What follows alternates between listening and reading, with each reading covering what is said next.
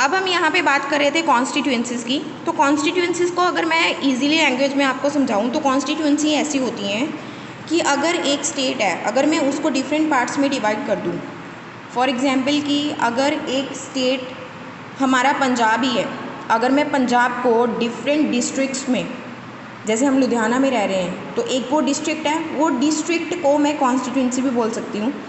अब एक स्टेट में डिफरेंट कॉन्स्टिट्यूएंसीज बन सकती हैं, लेकिन जो ये कॉन्स्टिट्यूएंसीज होती हैं ये पॉपुलेशन के ऊपर डिपेंड करती हैं कि कितनी पॉपुलेशन एक एरिया की है।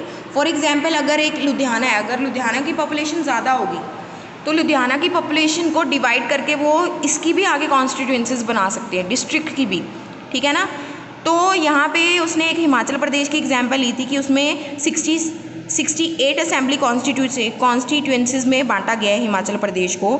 The people elect one representative then become a member of the legislative assembly. अब यहाँ पे क्या है, हर कॉन्स्टिट्यूएंसीज में जो पीपल है वो वोट दे के एक बंदे को सिलेक्ट कर लेते हैं। जो बंदा वो सिलेक्ट किया जाता है वो क्या कहलाता है, that is member of legislative assembly. अब आपको भी पता है कि हमारी जो अगर डिस्ट्रिक्ट है, अगर हम लुधियाना में रह रहे हैं, अगर वोट्स होती हैं तो 18 ईयर्स अबव जो भी बंदा है वो वोट देता है, उसको राइट है, तो वोट देके वो मेंबर ऑफ लेजिस्लेटिव चूज़ कर सकते हैं। You would have noticed that the people stand in election in the names of different parties. These MLA therefore belong to different political parties. अब आपको ये भी पता होगा कि जब वोट्स होती हैं तो डिफरेंट पार्टीज़ के जो बंदे हैं वो खड़े होते हैं वोट्स में, ठीक है, कि लाइक फॉर बीजेपी हो गया, आम आदमी पार्टी हो गई, कांग्रेस हो गई, तो ये डिफरेंट पार्टीज़ इलेक्शंस के लिए खड़ी होती हैं डिफरेंट कॉन्स्टिट्यूएंसीज से, ठीक है। How do people who have MLA become minister और चीफ मिनिस्टर्स, कि अब ये जो पीपल है MLA वो मिनिस्टर और चीफ मिनिस्टर कैसे बनते हैं। A political party whose MLA have won more than half of the number of constituencies, a state can said to be in a majority. The politician party that has majority is called the ruling party and all other members are called opposition. It means, अब देखो for example, यहाँ पे एक example दी हुई है आप लोगों को कि यहाँ पे एक हिमाचल प्रदेश का डाटा दिया हुआ है, दैट इज़ फॉर 2003 का।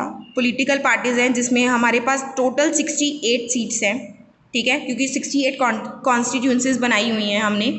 तो यहाँ पे सबसे पहले जो इंडियन नेशनल कांग्रेस है उसमें 43 जो हैं वो सीट्स डिसाइड की हुई हैं।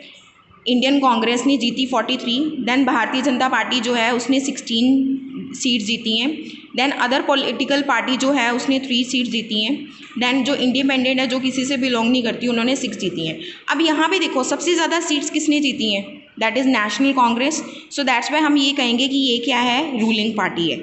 और जो अदर पार्टीज़ है वो क्या होगी, उसकी ऑपोजिशन पार्टीज़ होगी।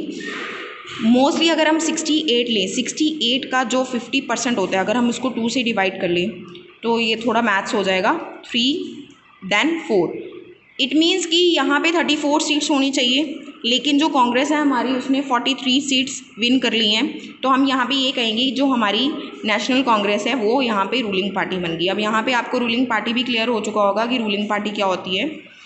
Then candidates from various political parties won the 2003 assembly elections and become MLAs.